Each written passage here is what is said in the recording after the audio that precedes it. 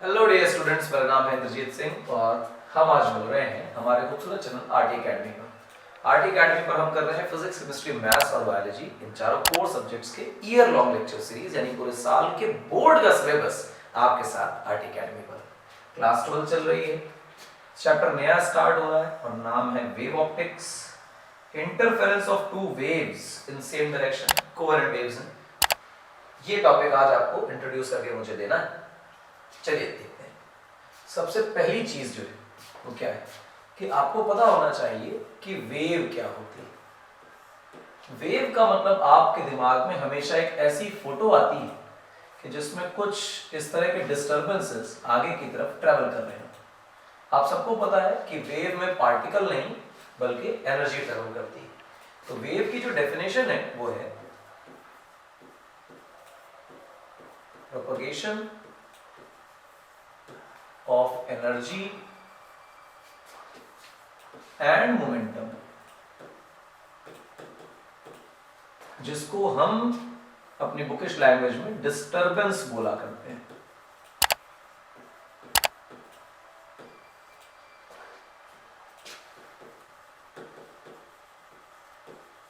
Without transfer of particle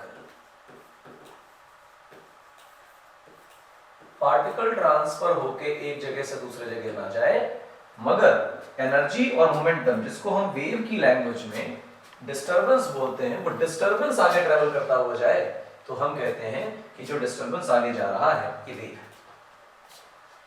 wave की कुछ equation होती है, उसे पहचानना बहुत जरूरी है कि वेव इक्वेशन क्या होती है, क्योंकि हम जब मैथमेटिक्स करेंगे तो इक्वेशन से ही डील करेंगे। ध्यान दीजिए कि y अगर पार्टिकल का डिस्प्लेसमेंट है,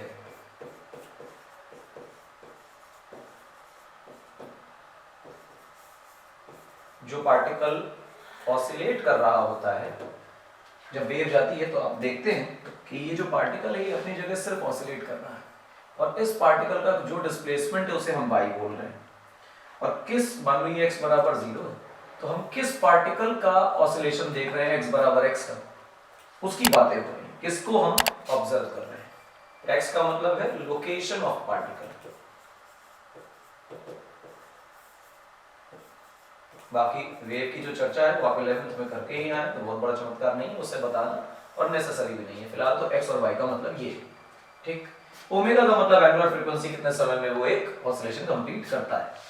तो वेव की इक्वेशन जो है वो तब लिखी जाएगी जब y as a function of x and t both होगा। जब आपको ये पता हो कि जितने पार्टिकल्स इस वेव को कंट्रीब्यूट कर रहे हैं, वेव को प्रोपेगेट करने में मदद कर रहे हैं, उनमें से किस लोकेशन का पार्टिकल किस टाइम पर किस डिस्प्लेसमेंट को अचीव कर चुका है, x और t दोनों का फंक्शन आपके पास हो, तो हम कहते हैं कि ये रिप्रेजेंट करता है वेव को।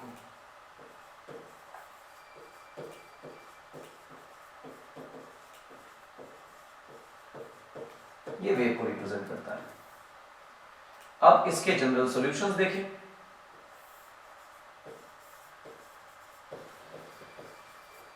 बहुत तरह के सॉल्यूशंस हो सकते हैं, लेकिन हम एक ऐसा जनरल सॉल्यूशन देख रहे हैं जो साइनसोइडल है। इसको हम लिखेंगे a sin omega t minus K X plus phi not. ये हमारी वेव की जनरल इक्वेशन है जो हमारे सिलेबस में है, और हमें साइनसोइडल वेव फंक्शन ही पढ़ने हैं। इंपॉर्टेंट है, ध्यान रखिए। a का मतलब बेटा घूम फिर के एम्पलीट्यूड है। यहाँ पे जगह थोड़ी कम है, मैं आगे लिख देता हूं। ए का मतलब एम्पलीट्यूड, ओमेगा का मतलब एंगुलर फ्रीक्वेंसी, एक सेकंड में कितनी बार 2 पाई फेज घूम गया, टी फॉर इंस्टेंट टाइम, के फॉर वेव नंबर कहलाता है, ये वेव नंबर से ज्यादा एंगुलर वेव नंबर कहलाता है, ठीक। x for location of particle, जैसा मैं पहले लिख चुका हूं।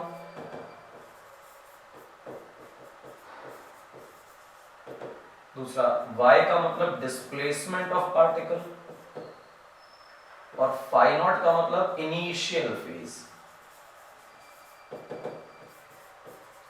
इनिशियल फेज कांस्टेंट, जैसा कि आप एसएचएम और वेव में पिछले साल पढ़कर आए। ये जो भी कुछ हमारे साइन के आर्ग्यूमेंट में लिखा है ये पूरा omega T minus K X plus phi not, ये कहलाता है बेटा फेज एंगल। इस फेज एंगल में जो फाई नॉट है ये इनिशियल फेज कहलाता है, ठीक है ना। ये फेज एंगल डिसाइड करेगा कि इंटरफेरेंस कैसे होगा। अच्छी बात आपको बताता हूं, देखिए इंटरफेरेंस का मतलब है दो वेव्स का एक जगह पर सुपरपोज हो जाना, ठीक है ना, सुपरपोजिशन ऑफ टू वेव्स।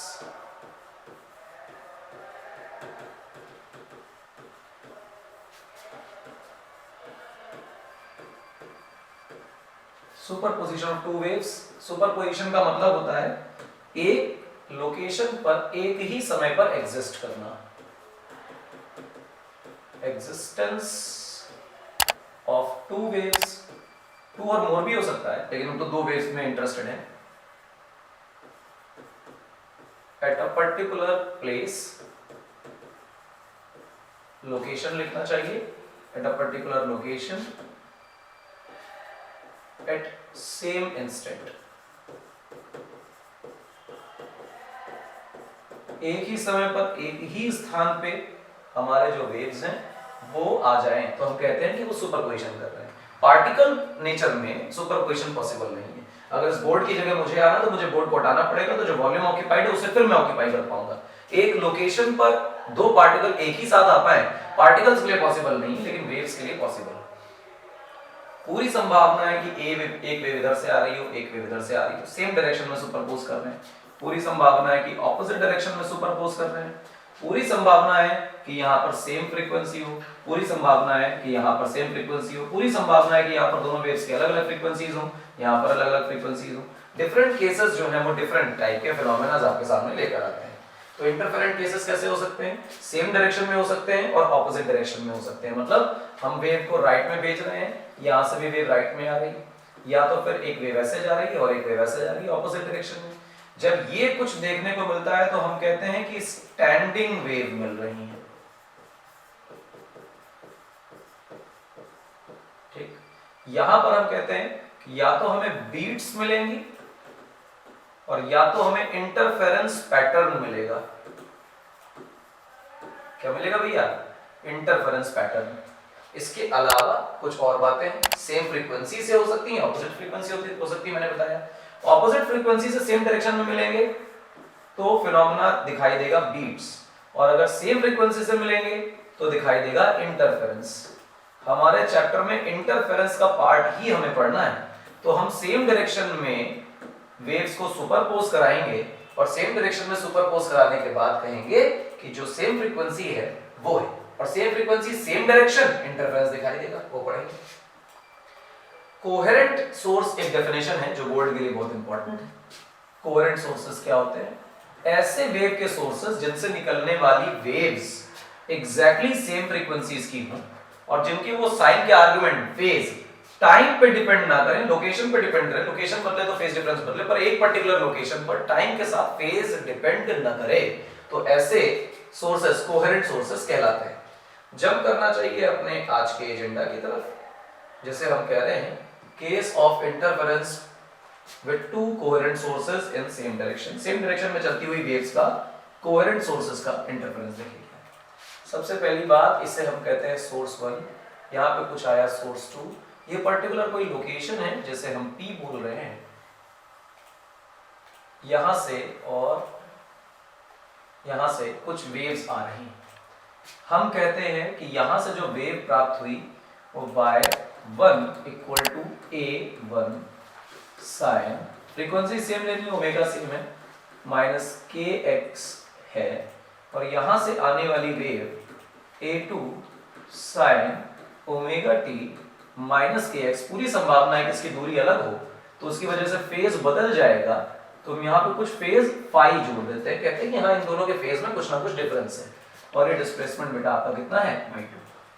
अब यहाँ पर जो P पॉइंट है, जो ऑब्जर्वर है, वो एक सोर्स की वेव ऑब्जर्व कर रहा है, साइमल्टेनियसली दूसरे सोर्स की भी वेव ऑब्जर्व कर रहा है। तो दोनों वेव जब उसके कानों में पड़ेंगी तो सुनाई देगा, आंखों में आएंगी लाइट वेव्स तो दिखाई देंगी, एंड एक्सेट्रा जितने तरह की वेव्स हो सकती हैं। तो जो ऑब्जर्वर है वो इन दोनों वेव्स को एक साथ अचीव करेगा, और दोनों के साथ उसे क्या इफेक्ट नजर आएगा वो देखते हैं। तो एक चीज है 11th में आप पढ़कर आए हैं, that is known as principle of superposition.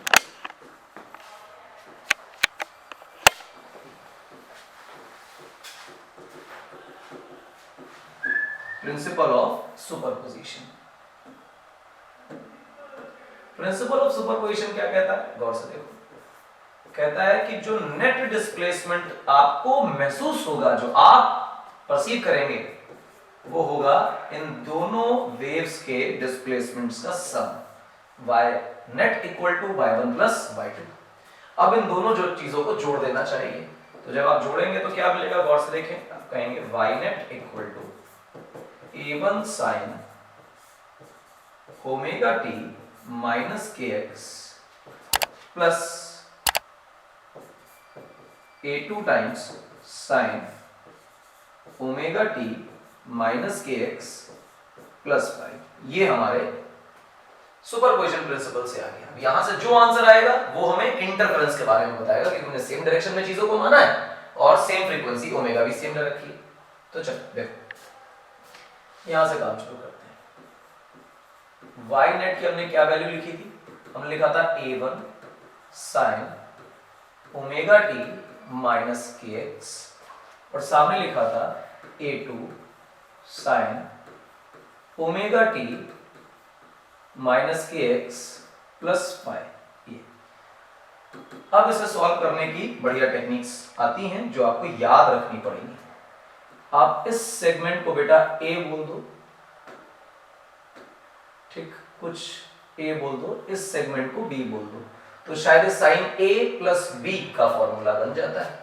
और जब ये चीज साइन a प्लस b के फॉर्मूले में कन्वर्ट हो जाएगी तो आप इसको लिखेंगे sine omega t minus kx और ऊपर लिखेंगे a2 और ब्रैकेट में लिखेंगे sine a cos b plus cos a sine b। ये फॉर्मूला बना। अब इसमें a2 का मल्टीप्लाई पूरे में करा लीजिए, इसे ओपन कर लीजिए। जब आप ओपन करेंगे तो लिखेंगे a1 sine omega t minus kx plus a2 sine omega t minus kx into cos phi plus a2 sine phi into cos omega t minus kx। Simple manipulation किया है, नथिंग स्पेशल, ठीक है ना। अब पहले दो टर्म को देखो, इन दो टर्म्स को, इनमें sign omega t minus kx जो है वो कॉमन आ रहा है, ले लो। टाइम का फंक्शन बेसिकली हमें हटाना है, sign omega t minus kx ये हम कॉमन ले लेते हैं। तो हमारे पास जो बचता है वो लेफ्ट साइड में a1 बचेगा और दूसरे में बचेगा a2 cos फाई। और फाई जो है वो टाइम का फंक्शन नहीं है, पहले ही बोला था एक बार, a1 plus a2 cos phi. दूसरा क्या बच रहा है हमारे पास, बच रहा है a2 sin फाई, फिर क्या बचा cos omega t minus kx। अब यहाँ पर एक और मैनिपुलेशन आता है, क्या देखना, ये जो टर्म लिखा है ये टाइम से इंडिपेंडेंट है और ये जो टर्म लिखा है ये भी टाइम से इंडिपेंडेंट है। तो हम ऐसे लिख सकते हैं टाइम इंडिपेंडेंट टर्म्स। हम इनका थोड़ा सा मैनिपुलेशन करना चाहेंगे, क्या करेंगे गौर से देखिए। ये जो पूरा टर्म लिखा हुआ है a1 plus a2 cos phi, इसे हम लिखते हैं बेटा r cos अल्फा, एक ट्रिग्नोमेट्रिक फंक्शन और एक अलजेब्रिक फंक्शन, ठीक। इसे हम लिख लेते हैं r sin अल्फा, इस तरह से डिनोट कर लेते हैं। हमने ये माना है, ठीक है ना, लेट, और यहां भी क्या लेट, इस तरह से। चलो देखो भैया आगे क्या हो रहा है। अगर ऐसा है तो ये इक्वेशन किस में कन्वर्ट हो जाएगी, कन्वर्ट हो जाएगी sign omega T minus kx, ठीक। और फिर ये r cos अल्फा ऐसे ही रहेगा क्योंकि मल्टीप्लिकेशन में था, प्लस a2 sin फाई की जगह हमारे पास आ जाएगा r sin अल्फा और बाद में क्या बचा हुआ है बेटा cos omega T minus kx। इसमें से बेटा r कॉमन ले लीजिए। जब आप r कॉमन लेंगे तो अंदर क्या आएगा गौर से देखिएगा, sin omega T minus kx cos alpha plus cos omega T minus K x sine alpha बना। अब देखिए साइन, इसे ए बोल दीजिए, इसे बी बोल दीजिए, तो sign A cos B plus cos A sine B, आपके पास फंक्शन बन गया। तो ये तो साइन ए प्लस बी का फॉर्मूला होता है, तो आप साइन ए प्लस बी लगा दीजिए और आप देखेंगे कि आपको मिलेगा साइन ए यानी omega T minus K X plus B यानी कि अल्फा। तो आपके पास जो नेट डिस्प्लेसमेंट का फॉर्मूला बन रहा है वो कुछ इस तरह से, ठीक। तो आपके पास जो नेट डिस्प्लेसमेंट है वो फॉर्मूला बना लेंगे, वो है R sine omega T minus K X plus alpha. ध्यान दीजिए आप जितने भी वेव्स पढ़ते हैं, अभी जो हम दो वेव्स बनाकर लाए, वो दोनों वेव्स स्टैंडिंग वेव नहीं, प्रोग्रेसिव वेव। प्रोग्रेसिव वेव जो होती हैं वो आगे की तरफ ट्रेवल करती हैं, उनका फॉर्मूला होता है something constant times sin omega t minus kx, और वो यही वेव अभी भी बन रही है। इसका मतलब दो स्टैंडिंग वेव्स अगर सेम डायरेक्शन में सुपरपोज होंगी तो वो स्टैंडिंग वेव्स ही जनरेट करेंगी, ठीक। इसका आउटकम ये निकला और ये मैं लिखना चाहिए। क्या लिखेंगे यहां से? लिखेंगे 2 travelling waves, travelling coherent waves, ऐसे लिखना चाहिए।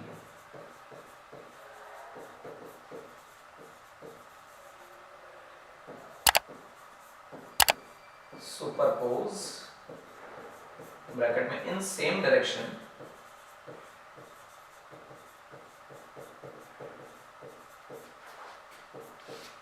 प्रोड्यूसेस या प्रोड्यूस अ ट्रैवलिंग वेव। एक और ट्रैवलिंग वेव बनाती हैं जो ये दिखाई दे रही है। तो जो दो वेव्स मिली उनकी वजह से भी एक ट्रैवलिंग वेव बनी। ये इंपॉर्टेंट बात है, जो वेव मिली आपस में सुपरपोज हुई उससे स्टैंडिंग वेव बनी, पर ये जो ट्रैवलिंग वेव ही बनी। ट्रैवलिंग वेव जो बनी उसका एम्पलीट्यूड ये खतरनाक है, और जिसका ये जो अल्फा है ये खतरनाक है। आपको ये नहीं पता है कि जो हमारी नेट वेव है उसका फेज कितना है, इनिशियल फेज, और आर कितना है यानी कि उसका एम्पलीट्यूड। तो let's go for amplitude once.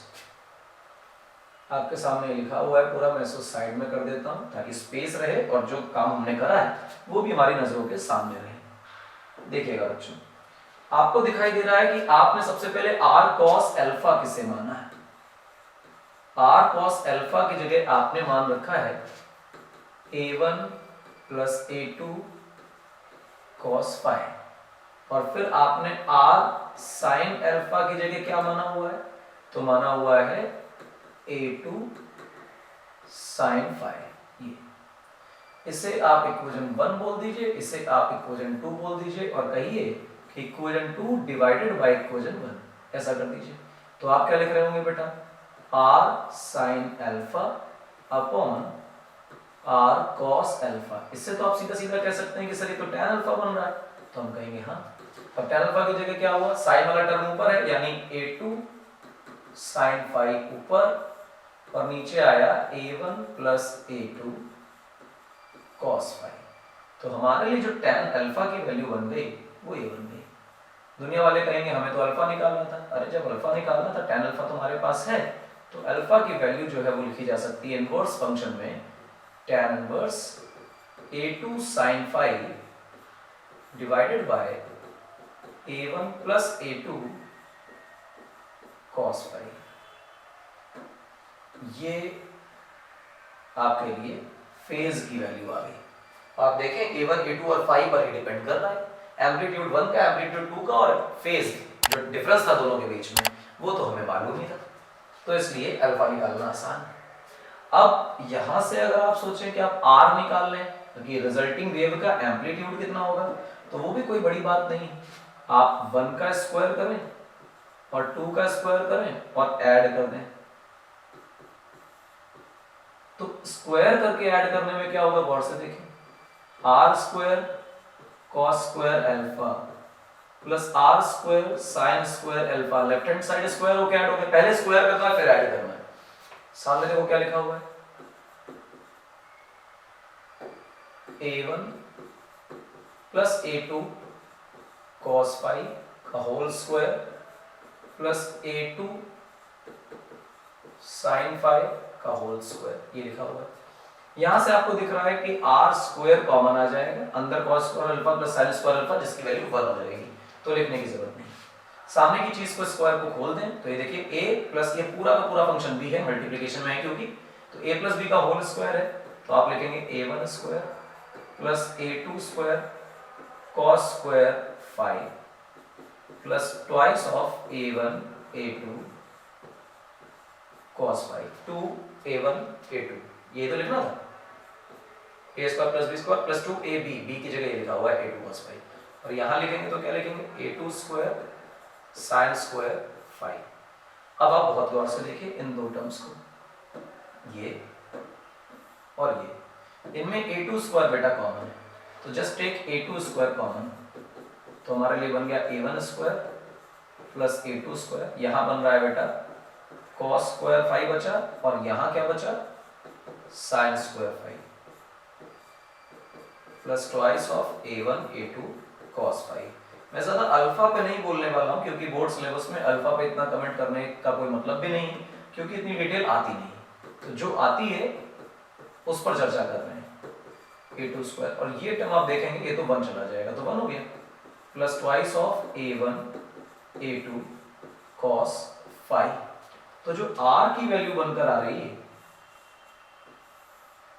वो बन रही है a1 square plus a2 square plus 2a1 a2 cos phi.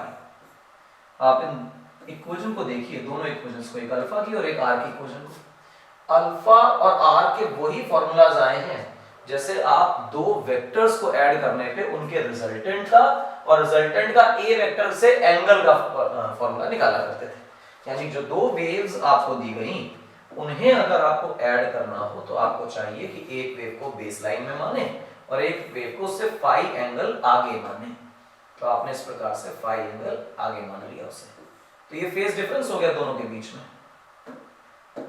अब यहां से रहा इस तरह से एक लाइन और यहां से रही है इसके parallel line, and you have completed your parallelogram. तो जो कॉमन टेल से निकलने वाला डायगोनल होगा वो r कहलाएगा, ये a था और ये b था। फिलहाल के केस में a और b नहीं, a1 और a2, तो आपके लिए ये r बन गया। एग्जैक्टली वही फॉर्मूला यहाँ बन रहा है। ये एम्पलीट्यूड बहुत इंपॉर्टेंट चीज है, ठीक है मेरी बात, ये एम्पलीट्यूड बहुत इंपॉर्टेंट है, आपको दिमाग में रखना है एम्पलीट्यूड को। तो चलो देखो, एम्पलीट्यूड से ही कुछ अच्छी बातें कर ले जाते हैं कि एम्पलीट्यूड क्या होगा, कैसे होगा। अच्छा गौर से देखो, इस एम्पलीट्यूड की सारी गणित किस पर डिपेंड कर रही है? This resulting amplitude is nothing but square root over a square a1 square plus a2 square plus twice of a1 a2 cos phi, ये बना। अब फाई पर ही तो डिपेंड कर रहा है, r डिपेंड्स ऑन फाई। अब कहोगे a1 a2 पर नहीं डिपेंड कर रहा है, हम कहेंगे a1 a2 पर डिपेंड कर रहा है। उसकी प्रॉब्लम एक है कि a1 और a2 का प्रॉब्लम ये है कि यार जो एम्पलीट्यूड फर्स्ट और सेकंड वेव के वो तो फिक्स हो चुके हैं, and if you change the location of superposition तो फिर फाई बदलेगा, तो फाई पर ही चीजें डिपेंड करेंगी। तो हम कहें कि सबसे पहला केस व्हेन फाई, या फिर लिखें cos फाई की वैल्यू +1 है। cos फाई की वैल्यू +1 का मतलब हम कौन सा केस ले रहे हैं? Maximum value of cos phi ले रहे हैं। ऐसे समय पे जो रिजल्टेंट एम्पलीट्यूड है वो भी मैक्सिमम आएगा। r मैक्स की वैल्यू आप देख लीजिए यहां से क्या बन रही है, a1 square plus a2 square plus twice of a1 a2, and cos phi की वैल्यू तो हमें +1 रखनी है क्योंकि हमने माना है ये केस। तो आपके लिए जो निकल कर आ रहा है that comes out to be a1 square plus a2 square plus twice of a1 a2। क्या लिखा हुआ है? a square plus b square plus 2ab, ये तो a प्लस b का होल स्क्वायर है, a प्लस b का होल स्क्वायर और उसके ऊपर रूट, तो खत्म ही हो गया। तो ये बन गया हमारे लिए r मैक्स। r मैक्स की जो वैल्यू बनेगी वो a1 प्लस a2 बनेगी। सेम फेज में सुपरपोजिशन कहलाता है, और ये सेम फेज का सुपरपोजिशन जो एक्चुअली आपको मैक्सिमम रिजल्टिंग एम्पलीट्यूड दे रहा है, हम इस केस को कहते हैं कंस्ट्रक्टिव इंटरफेरेंस।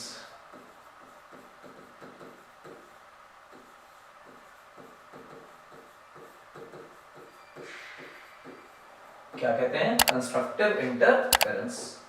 इसी की बजाय हम दूसरा केस लें, when cos phi is -1, -1 cos phi की वैल्यू जो होती है वो मिनिमम होती है। तो फिर ऐसे समय पे r मिनिमम क्या निकलेगा बेटा? r मिनिमम की जो वैल्यू आएगी हम कहेंगे वो लिखी हुई है a1 square plus a2 square minus 2a1 a2, क्योंकि cos phi की वैल्यू -1 है। ऐसे समय पे इसे लिखा जा सकता है a1 minus a2 whole raise to power 2, और फिर ऐसे समय पे जो वैल्यू आएगी वो a1 माइनस a2 आएगी। आपके दिमाग में आएगा सर अगर a2 बड़ा हो गया तो क्या मॉड लगा लो यार, ठीक। ये और ये जो केस है मिनिमम एम्पलीट्यूड का है, तो हम इसे नाम दिया करते हैं डिस्ट्रक्टिव इंटरफेरेंस।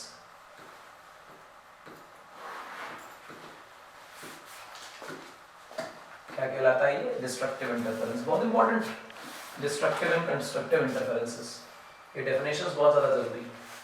अब आप ध्यान दीजिए कि जो रिजल्टिंग एम्पलीट्यूड हो सकता है वो रिजल्टिंग एम्पलीट्यूड की वैल्यू a1 माइनस a2 के मॉड से लेकर a1 प्लस a2 के बीच में हो सकती है। मिनिमम ये, मैक्सिमम ये, और r की वैल्यू फेज पर डिपेंड करेगा कि कहां से कहां तक हो सकती है, यहां से यहां तक वेरी कर सकती है। तो आपके दिमाग में ये थॉट रहना चाहिए कि r की वैल्यू ये हो सकती है। अब यहीं से हम चर्चा करें बेटा हमारे कंस्ट्रक्टिव इंटरफेरेंस की, ठीक। तो चलो इसको हटा ही देते हैं, कंस्ट्रक्टिव की बात शुरुआत से करते हैं।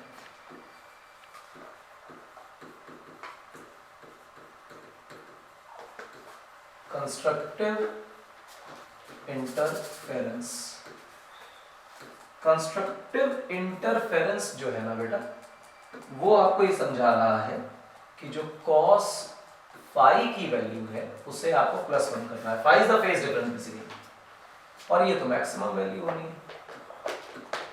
इसके करस्पॉन्डिंग जो रिजल्टेंट है वो आ जाएगा r max। पर ये जो कुछ भी आ रहा है, सबसे पहली बात तो ये जो cos phi की वैल्यू आपने +1 ली है, तो ये तब हो सकती है जब phi की वैल्यू या तो 0 हो, या तो 2 पाई हो, या तो 4 पाई हो, या तो 6 पाई हो। अगर आप cos का ग्राफ देखेंगे तो cos का ग्राफ तो ऐसे चलता है ना, तो आपको प्लस में चाहिए या तो 0 पर, या तो 2 पाई पर, फिर 6 पाई पर, तो कुल मिलाकर के इवन पाइस पर कहानी चलती रहेगी। तो मैं इसको इरेज कर देता हूं। इसका मतलब ये हुआ कि 2n पाई इसकी प्रिंसिपल वैल्यूज हैं, एक जनरल टर्म बना दिया हमने, और इसमें n जो है वो बेसिकली 0 से शुरू होगा, और उसके बाद सारे के सारे पॉजिटिव इंटीजर्स इसमें लिए जा सकते हैं, इस तरह से। ये रहा। इसी की बजाय अगर हम बात कर रहे हो डिस्ट्रक्टिव इंटरफेरेंस की,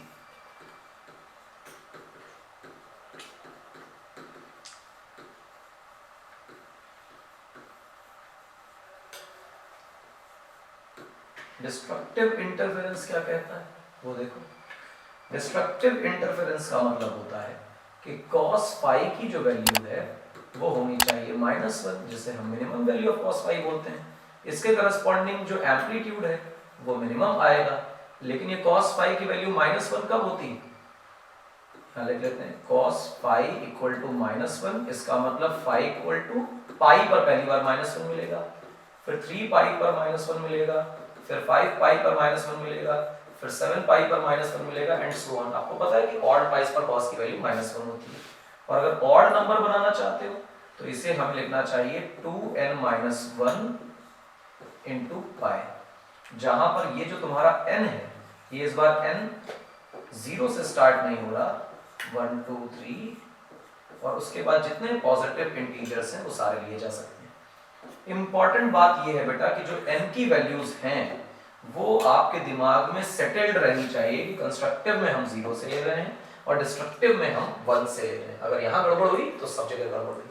तो ये तो रहा कंस्ट्रक्टिव और डिस्ट्रक्टिव इंटरफेरेंसेस की स्टोरीज कि आपको ये पता है, स्पेशल केस है क्योंकि ये लाइट दो स्लिट से अगर एक वॉल पर गिराई जाए तो लाइट कहां पर ब्राइटेस्ट होगी और कहां पर सबसे डिम होगी, वो स्टोरी आपको यहाँ पर पता होनी चाहिए। फिलहाल ये बात तो क्लियर हो गई, एकदम आसान हो गई। तो ये केसेस आपको याद होने चाहिए, आप तुरंत बता पाओगे फेस डिफरेंस देखे कि कंस्ट्रक्टिव है या डिस्ट्रक्टिव है। और अगर दोनों ही केस नहीं है तो कंस्ट्रक्टिव और डिस्ट्रक्टिव के बीच में कोई जनरल केस, ये तो स्पेशल केस है।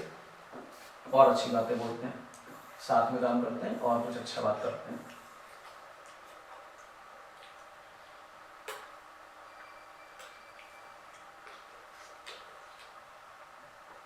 देखिए भाई,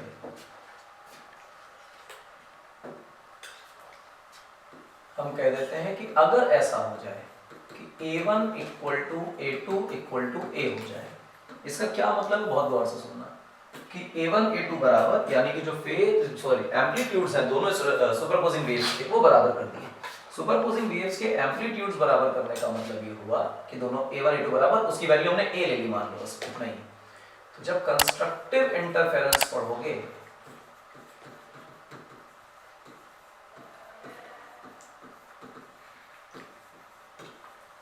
तो कंस्ट्रक्टिव इंटरफेरेंस में क्या होगा, बहुत गौर से देखना। कंस्ट्रक्टिव इंटरफेरेंस ये कहेगा तुमसे कि R मैक्स की वैल्यू क्या है। तुम तो जानते थे कि A1 प्लस A2 है, और फिलहाल तुम जानते हो कि A1 भी A है और A2 भी A है, यानी कि 2A double A, R max की वैल्यू। और अगर यहीं पर हम डिस्ट्रक्टिव इंटरफेरेंस की बातें करें,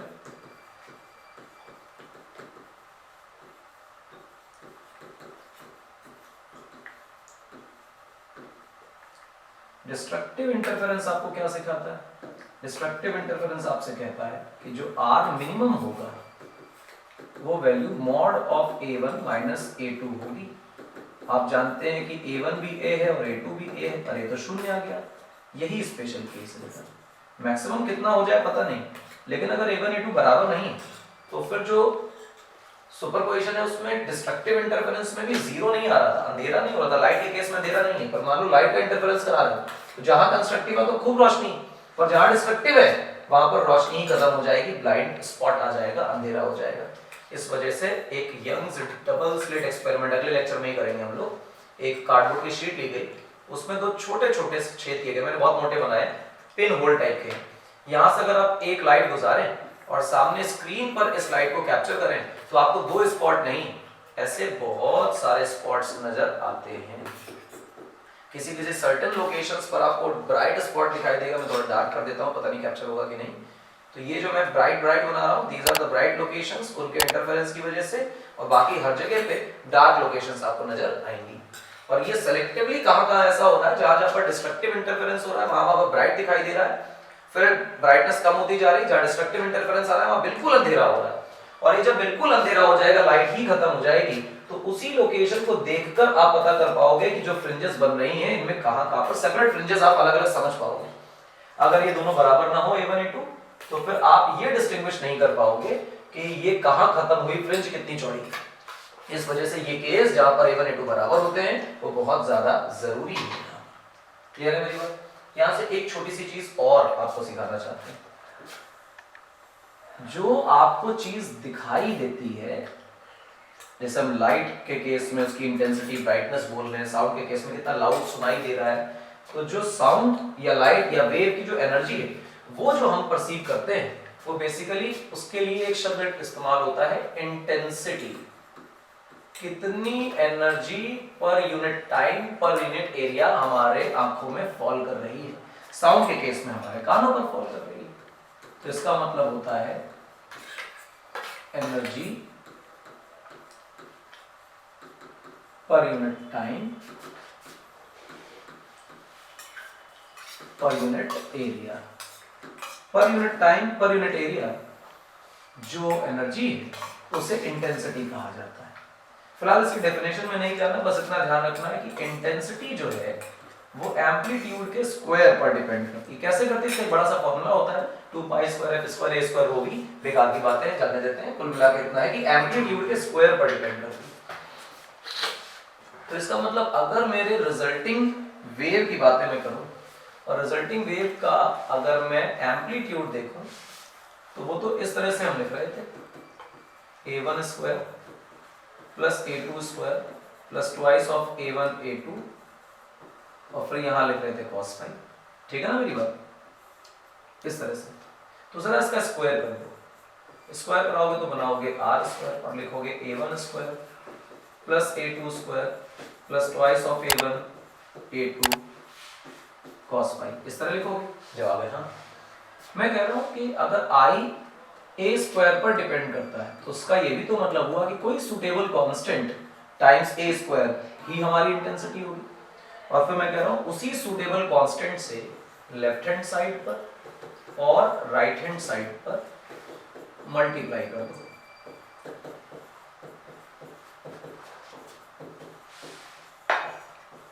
कोई बुराई हो गई? बिल्कुल नहीं। ये जो के आर स्क्वायर है ये नेट इंटेंसिटी बन गई और के ए1 स्क्वायर पहली वेव की इंटेंसिटी, के ए2 स्क्वायर दूसरे वेव की इंटेंसिटी प्लस ट्वाइस ऑफ, अब यहां से इन पूरे को रूट के अंदर ले जाओ। जब इसके रूट के अंदर ले जाओगे तो के ए1 स्क्वायर इंटू के ए2 स्क्वायर इस तरह लिख सकते हैं। गौर से देखना, के बी स्क्वायर बना, ए1 ए2 दोनों स्क्वायर बने, मैंने के को अलग अलग करके दोनों के साथ लिख लिया। ये i1 है, ये i2। तो हमारे लिए अब आपके पास जो सीन बना वो बना i net equal to i1 plus i2, i2 है, y2 स्क्वायर नहीं था, plus twice of square root over i1 i2 cos, ये बना।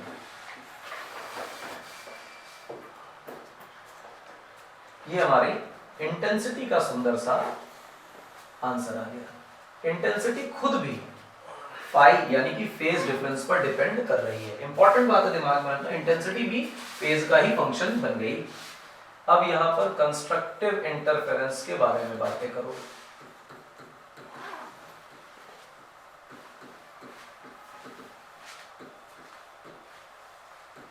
कंस्ट्रक्टिव इंटरफेरेंस आपको क्या सिखा रहा है, बताते हैं क्या सिखा रहा है। गौर से देखना, कंस्ट्रक्टिव इंटरफेरेंस कहेगा कि जो cos फाई की वैल्यू है वो +1 है। जब cos फाई की वैल्यू +1 ले लेंगे तो जो नेट एम्पलीट्यूड सॉरी इंटेंसिटी हमारे पास आएगी वो आएगी बेटा i1 plus i2 plus twice of, यहां पर हम लिख रहे हैं स्क्वायर रूट ओवर i1 और square root over i2। Multiplication में तो साथ में लिखो चाहे अलग लिखो एक ही बात है। हम इसे इस प्रकार से लिख रहे हैं i1 का square plus square root over i2 और फिर सामने लिख रहे हैं plus twice of i1 and i2 के रूट। ऐसे अरे ये तो a square plus b square plus 2ab बन गया। तो ये चीज जो निकल कर आई वो निकल कर आई root i1 plus root i2 का होल स्क्वायर। ये बनी हमारी नेट इंटेंसिटी। इंपॉर्टेंट है, दिमाग में रखें, ये नेट इंटेंसिटी। इसके बाद की जो स्टोरी वो है डिस्ट्रक्टिव इंटरफेरेंस की।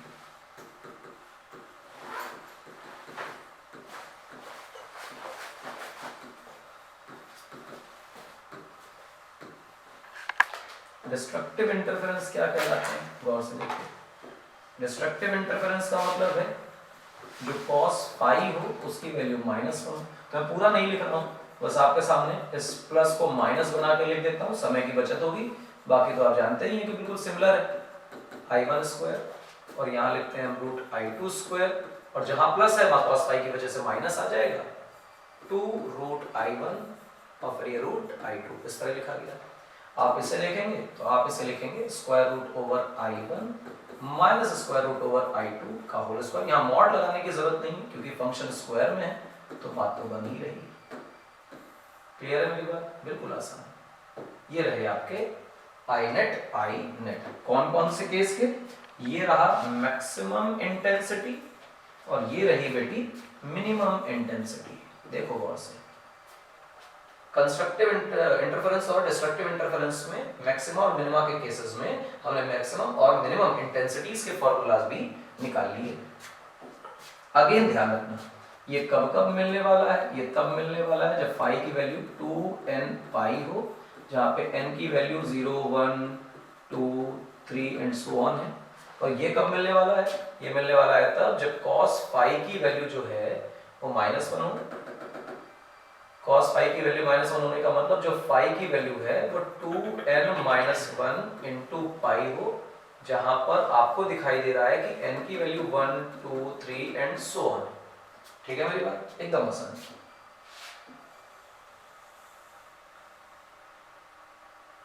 तो वही पुरानी कहानी जो अभी तक आप पढ़कर आए बेटा, उसे ही देखना है, कुछ खास नहीं। ठीक, इस तरह से रहा। अब देखो गौर से, तुमसे दो इंपॉर्टेंट क्वेश्चंस मैं आपको देकर जा रहा हूं जो पेपर में पूछे जाते हैं। आई मैक्स और आई मिन का रेशियो क्या होगा, और एम्पलीट्यूड मैक्स और एम्पलीट्यूड मिन का रेशियो क्या होगा। आपको ये बात मालूम है कि एम्पलीट्यूड का रेशियो जो है वो a1 plus a2 whole divided by a1 minus a2 बनने वाला है। और एम्पलीट्यूड मैक्स का अगर आप फॉर्मूला देखने जाएं तो आएगा √i1 प्लस √i2 का whole square whole divided by √i1 minus √i2 का होल स्क्वायर। इस तरह से आपके पास दो सुंदर फॉर्मूलाज बन जाएंगे। और ये क्वेश्चन जो मैंने आपको दिया है, these are the world famous questions जो एम्पलीट्यूड और इंटेंसिटीज के मैक्सिमा और मिनिमा के केसेस का रेशियो है। ये लगभग हर बोर्ड में 5-7 बार पूछे गए हैं, तो आप इसे याद कर लीजिए, कोई कठिन काम नहीं, इसे याद करना हो ही जाएगा, कोई बड़ी बात नहीं। अच्छा, एक छोटी सी बात और ध्यान देंगे, देखना, इंटेंसिटी का जो बेटे आपने फॉर्मूला निकाला वो निकाला I1 plus I2 plus twice of √I1 I2 cos phi, general formula है। जैसे कि हमने एम्पलीट्यूड बराबर करके स्पेशल केस बोला था आपको कि हमारे कोर्स में स्पेशल केस ही आने वाला है, तो यहाँ पर भी स्पेशल केस आने वाला है। अगर एम्पलीट्यूड्स बराबर हैं तो इंटेंसिटीज भी तो बराबर होंगी। I1 I2 equal to I0 हम ये बोल रहे हैं। ऐसा अगर होता तो if this were the case, दोनों की इंटेंसिटीज बराबर होती, तो हमारी जो I नेट आने वाली वो कितनी आती, हम कहते हैं I0, I2 की जगह भी I0 plus twice of I1 की जगह भी बेटा I0, I2 की जगह भी बेटा I0, और cos फाई जो है वो रूट के बाहर इस तरह लिखा होता। तो आपके लिए बन जाता 2I0 plus 2I0 I0 square, root हट जाएगा, फिर लिखेंगे 2I0 और यहाँ लिखेंगे बेटा cos फाई, और ये हमारे लिए 2I0 कॉमन ले लेते और फिर बनता 1 प्लस cos फाई। इस प्रकार से हमारे I नेट का फॉर्मूला बनता है। मुझे यहाँ पे जो फॉर्मूला लिख दिया है ये ज्यादा पसंद है क्वेश्चन लगाने के टाइम पर, क्योंकि मुझे बहुत ज्यादा पसंद आता है, आसानी से सवाल लगते हैं। बुक्स में इसको और थोड़ा सा बढ़ाकर सिंगल टर्म का फॉर्मूला लिख कर दे देते हैं, तो वो भी अच्छा, उसमें कोई बुराई नहीं, लेकिन मैं ऐसे इसी फॉर्मूले से क्वेश्चन लगाना पसंद करता हूँ, थोड़ा जल्दी हो जाता है। देखिए, आप जानते हैं कि cos 2 थीटा का formula 2 cos square theta minus 1 होता है। ये फॉर्मूले में अगर हम cos 2 थीटा की जगह सिर्फ फाई रख दें तो सामने रखेंगे 2 cos स्क्वायर, फिर यहाँ पे लिखेंगे फाई बाई 2 माइनस 1। तो हमारे लिए जो आई नेट आएगा वो क्या होगा, आई नेट को बेटा गौर से देखो तो लिखोगे 2I0 और अंदर लिखा हुआ है 1 प्लस cos फाई, और cos फाई की वैल्यू हम क्या निकाल कर ला रहे हैं, 2 cos square phi by 2 minus 1, 1 से 1 कैंसिल, आपके पास 2 2 जार 4I0 into cos square phi by 2 बना। ये आई नेट की वैल्यू है। अब cos का कुछ भी फंक्शन हो उसकी मैक्सिमम वैल्यू +1 रहने वाली, तो उसके स्क्वायर की वैल्यू भी मैक्सिमम +1 रहने वाली है।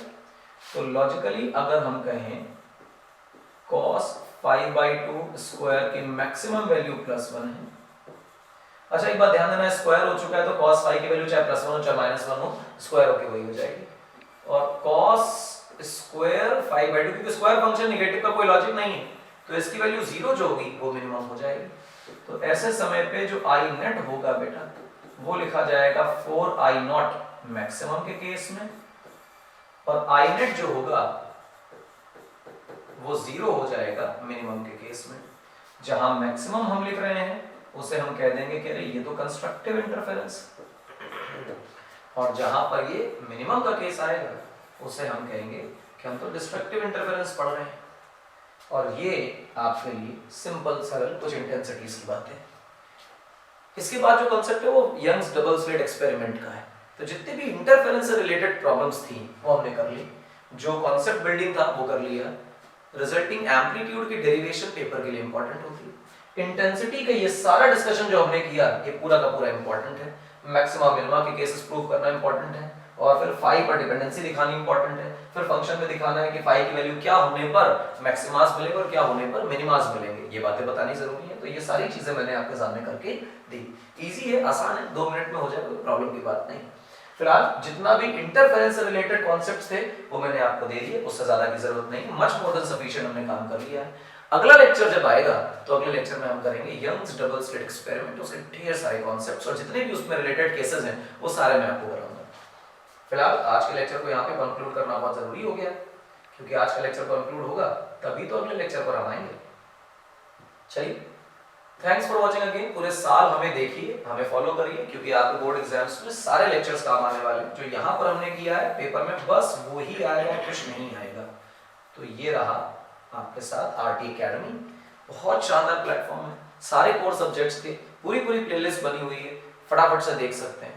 कोर्स खत्म होते ही हम क्वेश्चंस की सीरीज लेकर आएंगे कि जो क्वेश्चंस आपकी प्रैक्टिस में रह जाते हैं, आपसे नहीं बनते, या हम आपको करके दिखाएंगे, आप हमारे साथ करेंगे, आपसे क्वेश्चन भी बनने लग जाएंगे और बोर्ड में कोई क्वेश्चन आपसे बचेगा नहीं।